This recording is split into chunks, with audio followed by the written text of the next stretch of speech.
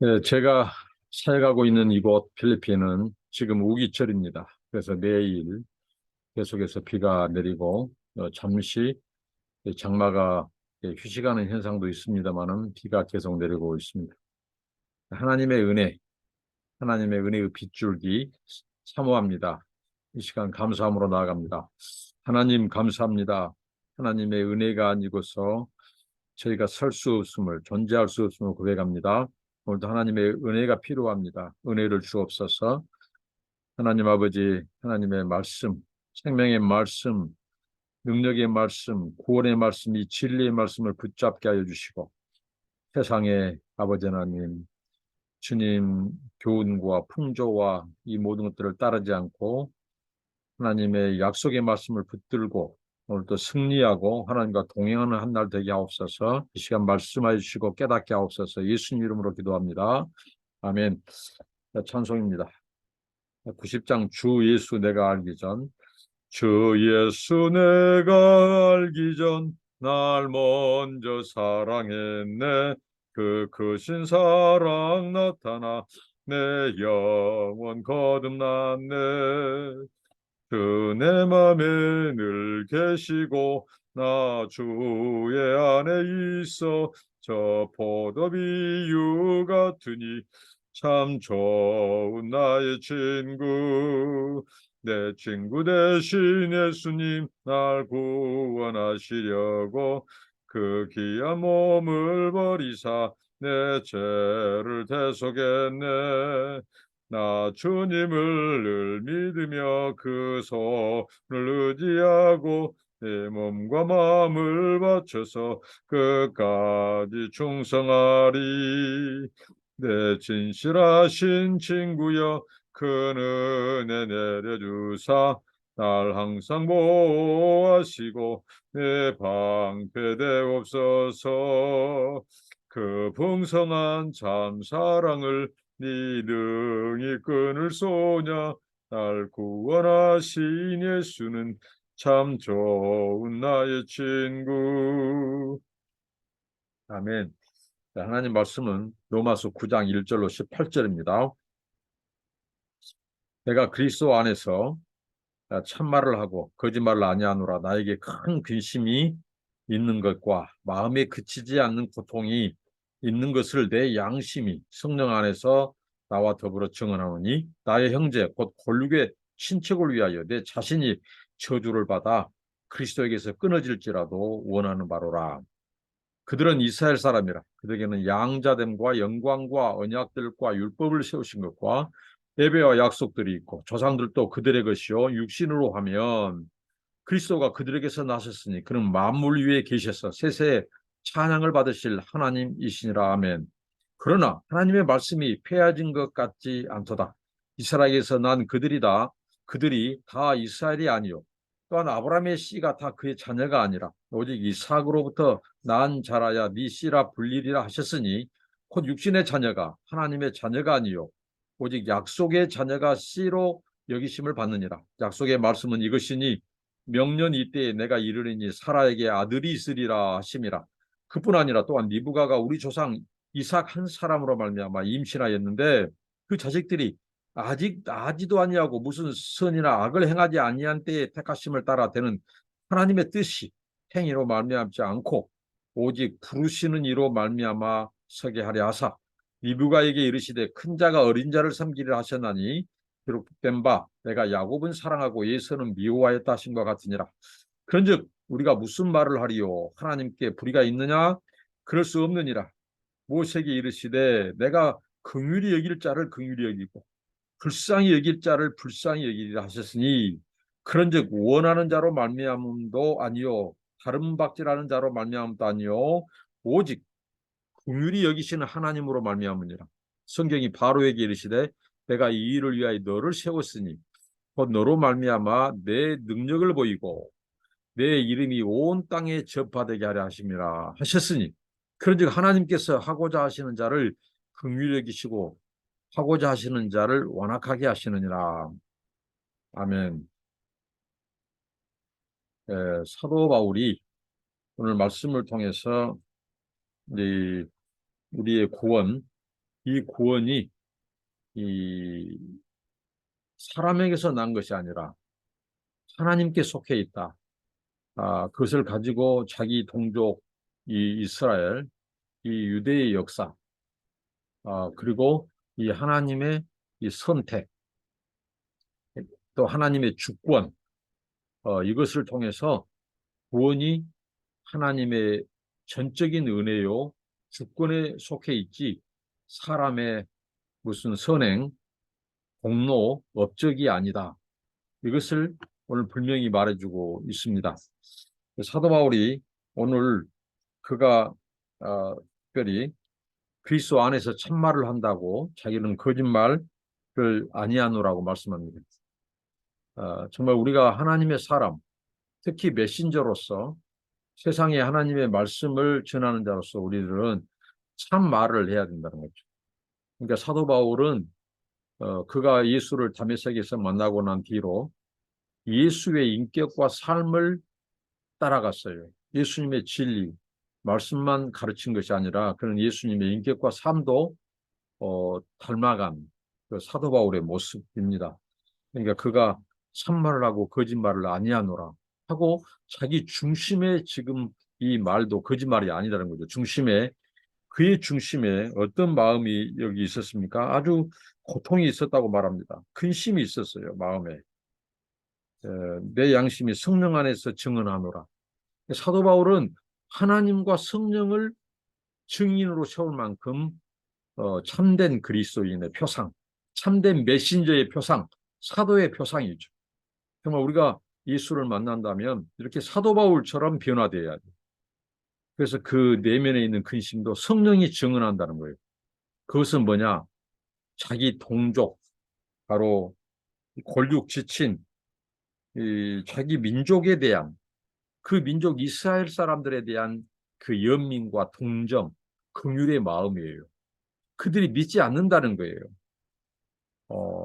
이 이스라엘, 자기 동족이 정말 이 구원을 몰라요. 하나님의 이 구원에서 이 멀리 있다는 거죠. 그런데 이 이스라엘이야말로 누구보다도 하나님의 구원을 바로 가까이서 어떻게 보면 보고 약속받고 선택되고 이 많은 특권이 그들에게 주어졌다는 거죠. 그래서 그 나열을 합니다. 그 이스라엘 사람들에 대한 하나님의 그 은혜, 그 특권. 이 하나님은 다른 민족보다도 이 이스라엘, 이 택한 이스라엘 민족에게 먼저 하나님의 말씀을 받고 또 회개하고 돌이키고 하나님을 예배하고 섬기고 먼저 이들에게 특권을 주셨어요. 그래서 양자됨, 하나님께서 그들에게 영광으로 나타나셨죠. 임하셨죠. 역사적으로 또 언약을 행하셨, 율법을 세웠죠. 또 예배와 약속들이 있고 이 기가 막힌 관계예요. 하나님과 이스라엘의 관계는 특별한 관계예요. 그리고 그 조상들을 또 믿음으로 살려고 하고 하나님의 약속을 받은 조상들, 그런 신실한 조상들이 그 역사 속에 얼마나 많았습니까? 이 이스라엘 역사 속에서. 그래서 그리고 또 무엇보다도 육신으로 그 민족의 혈통 가운데 그리스도가 나셨단 말이에요. 근데 그 그리스도가 누구냐? 결국 하나님이라는 거야, 하나님.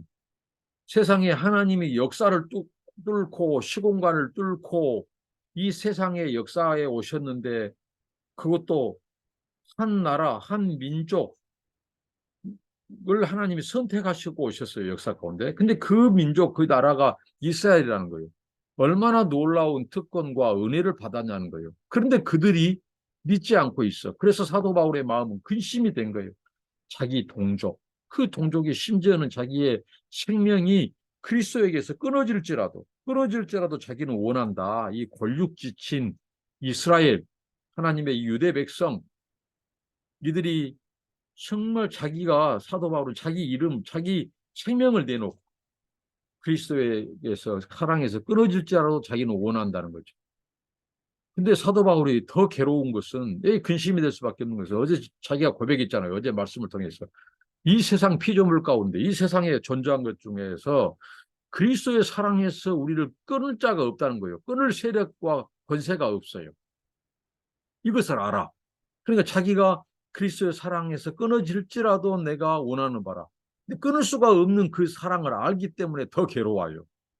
어떻게 하면 자기 생명을 내놓고라도 그리스도 사랑에서 끊어지는 한이 있더라도 이 백성들이 회개하고 그리스도 안에 있는 구원, 그 하나님의 영광, 그것을 그들은 보기를 원하고 믿기를 원하는데 아직 믿지 않는다는 거예요. 돌아오지 않고 있다는 거예요. 여러분, 우리가 사도 바울과 같은 마음, 이 믿지 않는 자들, 주변에 우리 일가, 친척, 가족들, 친구들, 우리 동족, 우리 북한 형제자, 북한 동포들, 그리고 우리 한국에 믿음 생활하다가 믿음을 중단하고 있는 이 가나안 성도들, 또 자해에서 타국에서 대기되어서 살고 있는 디아스포라 우리 한국인들, 정말 우리 믿지 않는 우리 동족들에 대한 마음, 이 마음이 우리에게 있어야 돼요. 사도 바울은 이방인의 사도로 부름받았지만 그는 특별히 자기 동족에 대한 구원에도 관심이 많았고 기도했고, 그는 이 이방인의 사도이면서 또 유대인의 사도이기도 했습니다. 그 사도 바울. 그래서 그 마음을 성령께서 증언한다.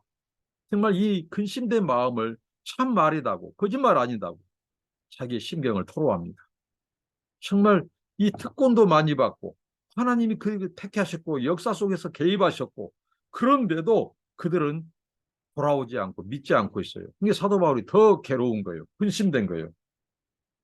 그러면서 그, 그, 그 백성 가운데, 혈통 가운데 태어나신 그 그리스도가 메시아고 구원자고 결국 하나님이라는 거예요. 그분이 하나님. 근데 그들은 하나님을 몰라봐요.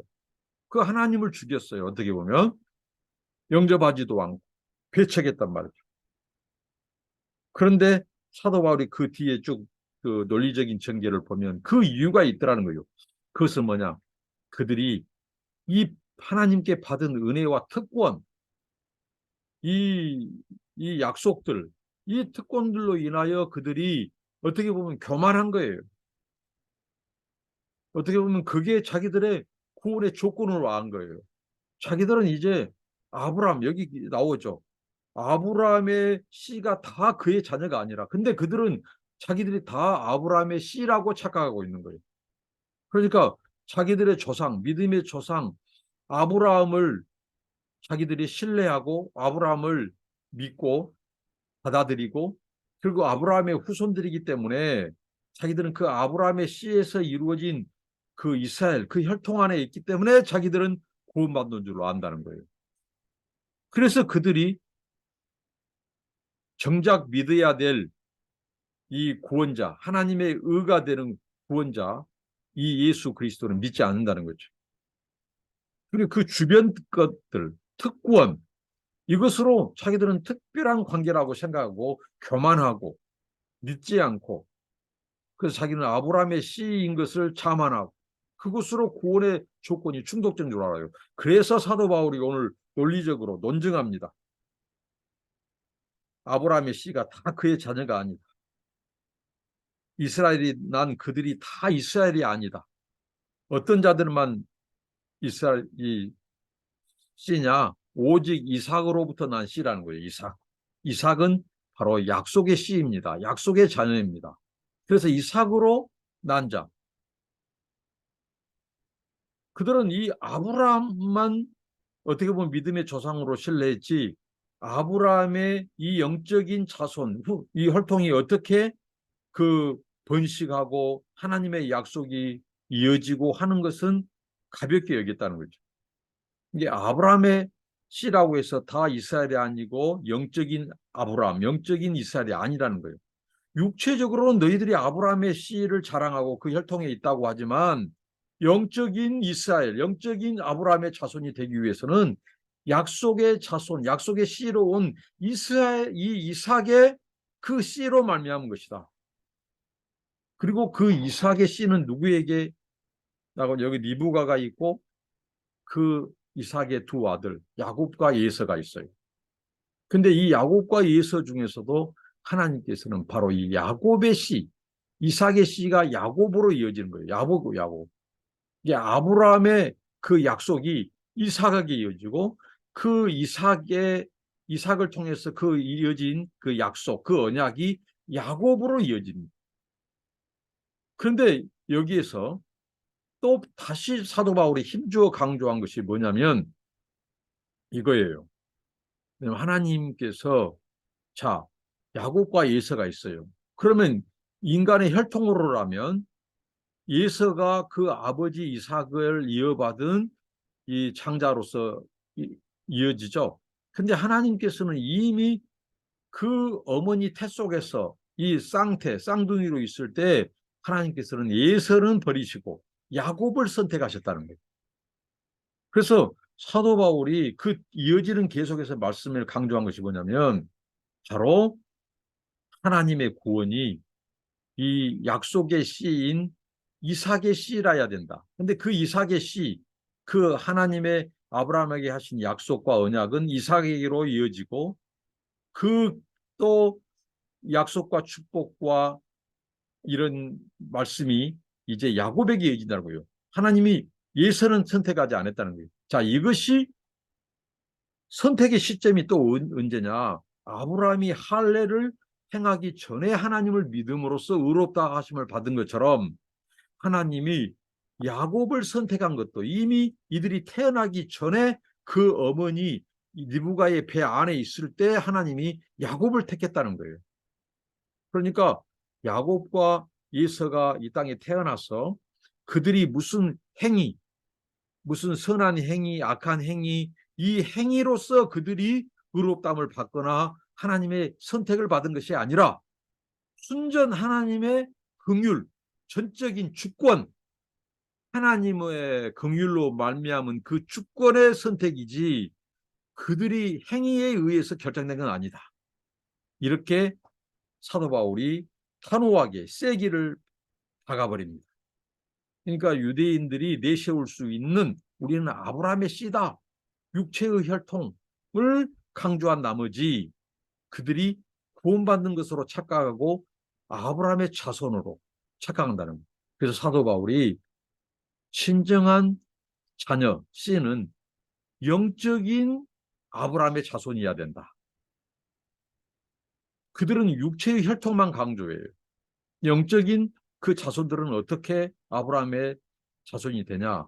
약속을 잇는 자, 그것은 이삭의 씨라야 된다. 그리고 그 이삭에게 주어진 하나님의 이 아브라함의 축복, 아브라함의 약속과 언약은 예서가 아니라 야곱에게 이어졌다. 근데 그게 하나님의 전적인 은혜요, 선택이요, 주권의 역사다. 이 야곱이 행위가 바라서가 아니다는 거예요. 우리가 알기로 야곱이 얼마나 간사한 자입니까? 그럼에도 불구하고 하나님의 이 언약은, 하나님의 약속은 야곱에 의해서 계승됐어요. 그래서 이 영적인 이스라엘, 영적인 이 아브라함의 자손, 이 약속을 믿는 자들만 하나님의 이 약속에 의해서 그들에게 구원이 임한다. 아브라함에게 약속하신 복이 임한다. 그 복이 바로 하나님의 자녀 백성이 되는 구원이라는 거죠. 이것을 오늘 이 바울이 강조하고 있습니다. 하나님의 선택은 실수가 없고 또 바로 야곱이 하나님의 약속의 열매였고 이 모든 것이 하나님의 주권이고 그래서 더러 하나님이 불공평하다고 생각할 수 있다는 거죠. 예서가 돼야지 왜 야곱이 되냐고. 근데 그것은 하나님의 주권과 하나님의 은혜, 전적인 은혜, 하나님의 선택인 것을 그들은 모르기 때문에 그런 말도 한다는 거예요. 하나님은 공평하시고 부당하지 않는 분이라고 바울은 논증합니다. 그분의 주권으로 말미암은 선택일 뿐이지 하나님이 불공평하거나 부당한 분이 아니라는 거죠. 그리고 하나님은 만물을 다스리신 분이다.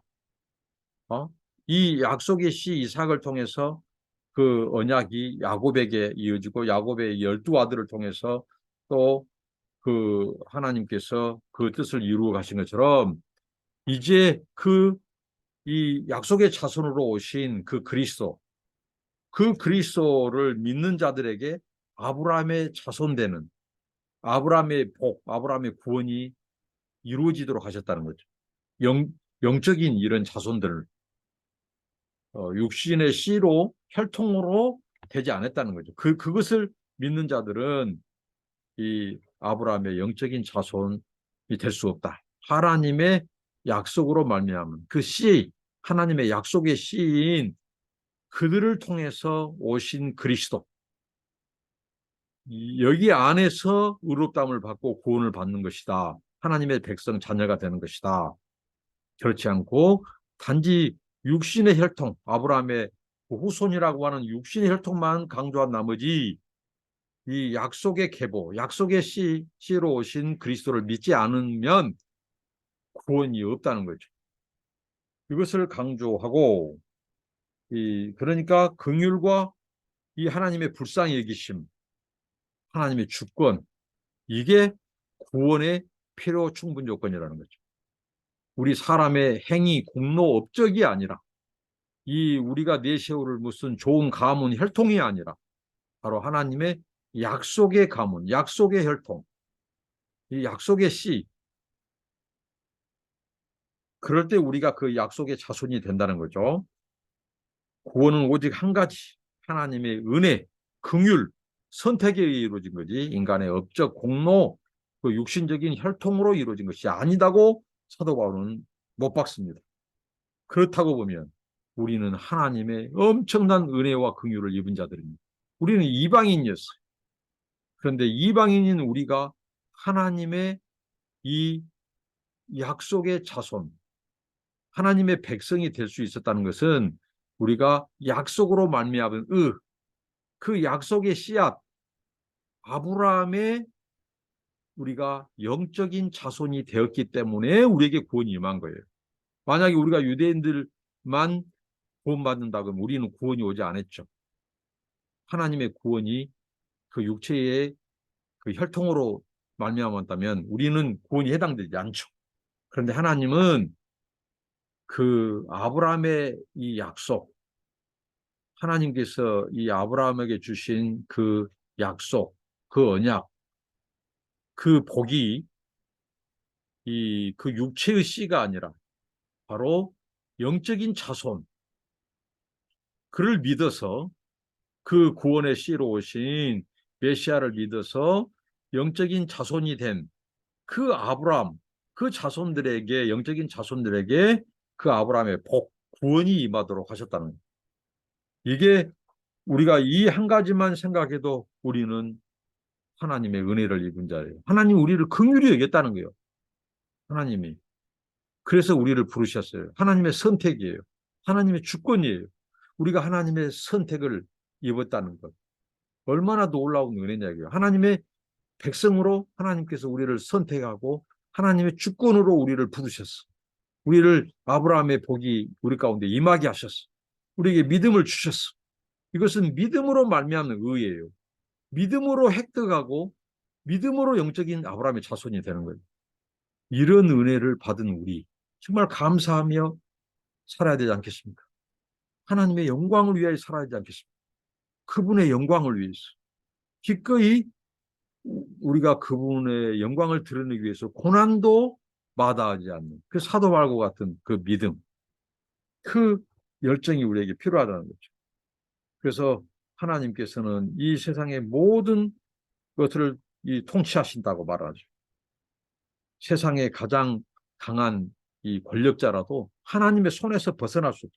하나님은 자신의 능력을 그들을 불러서 하나님이 그들을 이용해서 사용해서 그분의 이름을 온 열방에 퍼지도록 하신다는 거예요. 알리도록 하신다. 이게 다 하나님의 주권을 강조하는 거죠. 하나님 필요한 사람을 그때그때 사용한다는 거죠. 자신의 이름이 온 천하에 알려지기를 원한다고 17절에 말씀하고 있습니다. 하나님은 긍휼이 풍성한 분이에요.